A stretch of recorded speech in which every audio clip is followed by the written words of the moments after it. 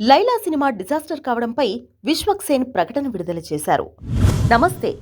ఇటీవల నా సినిమాలు అందరూ కోరుకున్న స్థాయికి చేరలేకపోయాయి.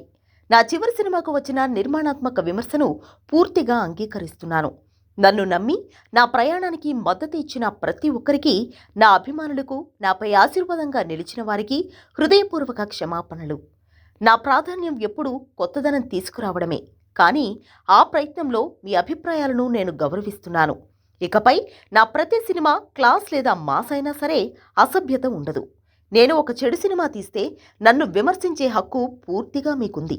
ఎందుకంటే నా ప్రయాణంలో ఎవ్వరూ లేని సమయంలో నన్ను ప్రేమతో ముందుకు నడిపించింది మీరు.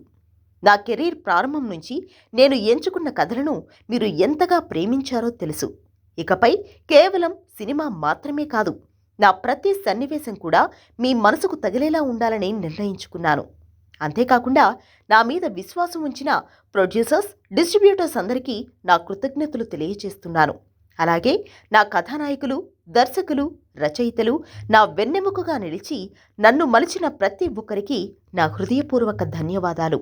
మీ అందరి నిర్మాణాత్మక విమర్శలకు ధన్యవాదాలు. త్వరలోనే మరొక బలమైన కథతో ముందుకు వస్తాను. నా మంచి చెడు కాలాల్లో నన్ను నమ్మి నిలబెట్టుకున్న ప్రతి ఒక్కరికి కృతజ్ఞతలు. మీ మద్దతు నాకు ఎంతో ప్రాముఖ్యం. మీ విశ్వక్సేన్ అంటూ ప్రకటన చేశారు.